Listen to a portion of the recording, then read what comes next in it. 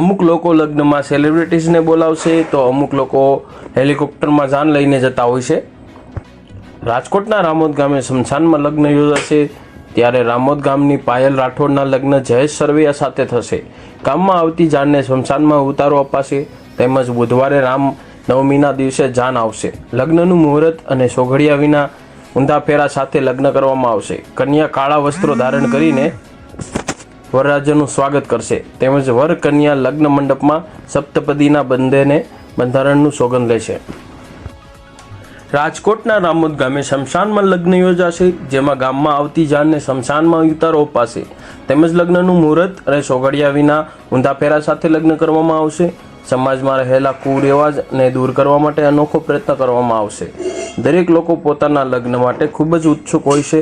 લગ્નના વર્ષો પહેલેથી લોકો લગ્નની તૈયારી કરતા હોય છે।